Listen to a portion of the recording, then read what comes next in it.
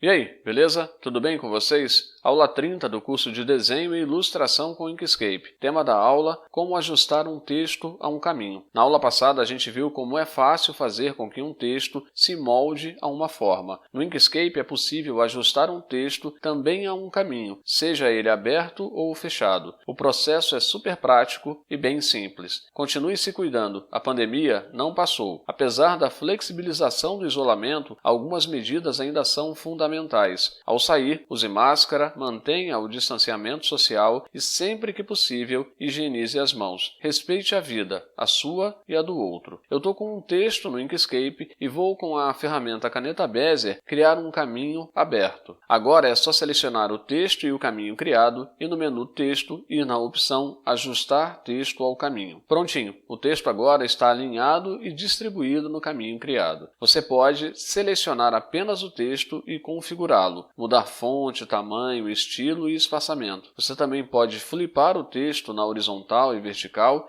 e também girar esse texto. Bom, você pode editar, inclusive o que foi digitado. Mas não é só isso. Você também pode editar o caminho. Basta mudar para a ferramenta de edição de nós, o atalho é a letra N, e ajustar o caminho como desejar. O texto acompanha esse ajuste. No momento, caminho e texto estão vinculados. Você pode mudar a posição do texto e do caminho e até redimensionar o texto, mas o ideal é que você faça isso após a separação do texto do caminho. Caso você delete o caminho, o texto volta à sua forma linear, ele perde a referência do caminho. Você pode separar o texto do caminho selecionando o texto e indo no menu Caminho, opção Separar. Ao fazer isso, o caminho já pode ser deletado e o texto pode ser ajustado em posição, tamanho e rotação. Mas atenção, ao separar o texto, acontece uma conversão. O texto deixa de ser um texto e passa a ser um caminho. Isso significa que você não vai mais poder editar características como fonte e estilo ou mudar o que foi digitado. Voltando um pouco, antes da gente separar o texto, você pode remover o texto do caminho. Para fazer isso, selecione o texto e o caminho e vá ao menu Texto, opção Remover do caminho. Com isso, a gente fecha o ciclo de como ajustar o texto a um caminho, formatar o texto e o caminho, separar se necessário e remover o texto do caminho também se necessário. Eu vou te pedir uma coisa: se você gosta do que a gente está fazendo, apoia o nosso projeto, faz uma doação para que eu possa continuar produzindo. Na descrição do vídeo tem o link para o nosso financiamento coletivo lá no Apoia-se. Muito obrigado. Vamos fazer o mesmo processo em um círculo. Eu já estou com um círculo desenhado e o mesmo texto. Selecione os dois